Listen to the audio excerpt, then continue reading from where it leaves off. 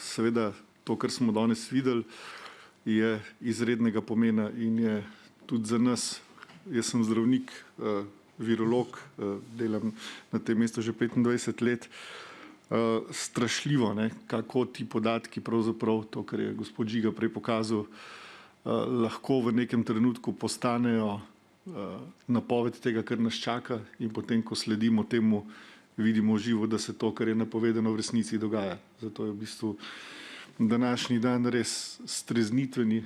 Komunicirali smo tudi že z njim prej, da to, kar vemo danes, pravzaprav je tisto, kar se je že zgodilo, in lahko napovemo, kaj se bo tudi zgodilo čez en teden oziroma 10 dni.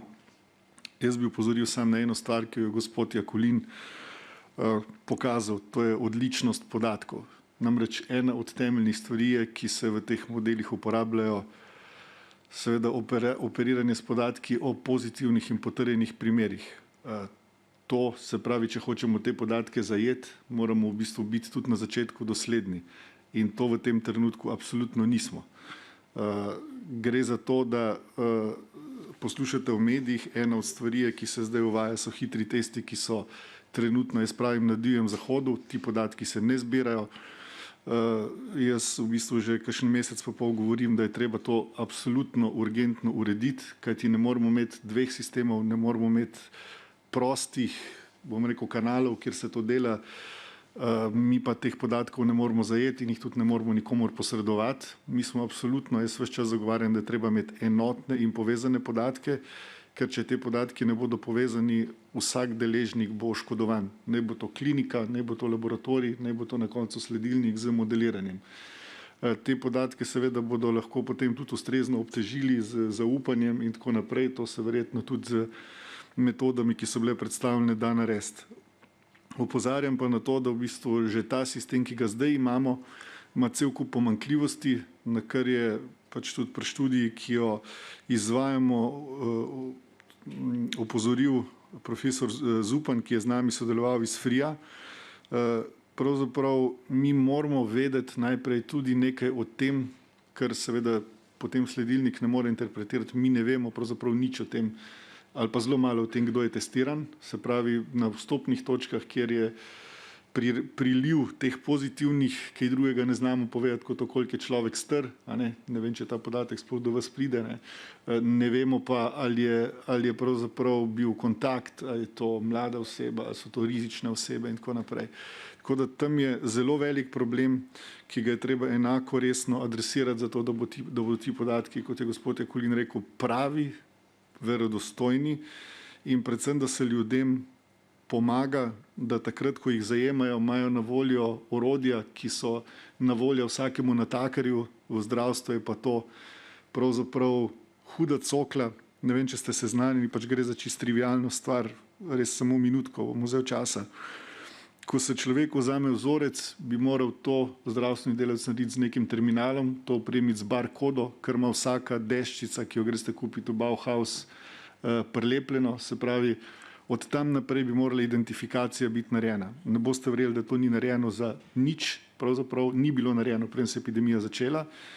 Rabili smo, tako kot je prej gospod rekel, mesece, da smo v bistvu s trudom, z čistim volonterstvom v bistvu dosegli, da se je, po mojem, od včeraj, ta teden vsekakor, šele zgodilo, da imamo nekje malo več kot polovico vzorcev v resnici barkodiranih, ki pridejo noter. Kar je prvi korak. V bistvu ena vstopna točka na Metelkovi, ki jo verjetno vsi poznate, pa ste jo videli na televiziji, je vsak dan vzela 10% vseh vzorcev v nemogočih razmerah in so se pisale papirne napotnice, ki so se pri nas pretipkavale. To velja še zdaj za veliko vstopnih točk, tako da to je ena stvar, ki jo je treba urgentno urediti, ker bodo potem ti podatki res bolj relevantni, olajšajo bolj delo tako laboratoriju kot tistim, da ne rečem revežem na terenu, ki morajo vsak dan 100 in 100 ljudi spraviti skozi svoje roke in skozi svojo prakso. Na noben način ne smemo dovoliti, da del, ki se tiče hitrih testov, ostane v neki sivi ali pa celo črni coni, za katere noben ne bo vedel, koliko je testiranih. Veste, da obstaja izredno zanimanje tako v podjetjih kot v DSO-jih, kjerkoli, da se te ljudi skrinira. ampak ne smemo dovoliti, da te številke grejo mimo sistema. Te številke morajo priti tudi do na koncu sledilnika, jih posebej ovrednotiti in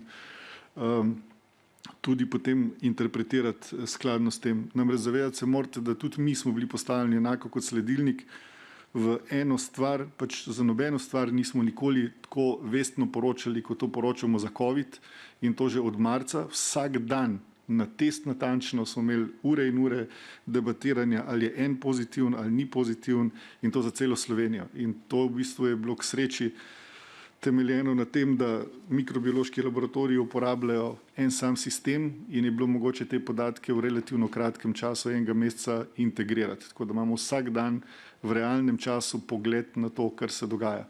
Tako da to je, mislim, nekaj, na kar bi mogla biti država res ponosna, in nas boli, če se razumljivo v urgentnih, skoraj vojnih razmerah sprejemajo neke rešitve in se ne posluša tega, kar pač mi že vemo, in je treba vztrajati na integriteti teh podatkov. Če se daje nove izvajalce v mrežo, jih ne smemo dajati brez tega, da so povezani in da jim je to obveza, da v sistem poročajo.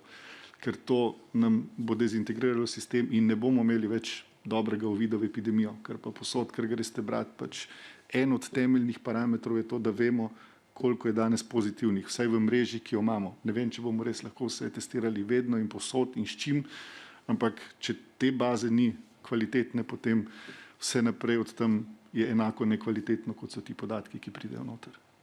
Toliko bi imel jaz. Velja pa to tudi za, bom rekel, nacionalni laboratorij, ki ima polovico diagnostike enako kot mi. Hvala.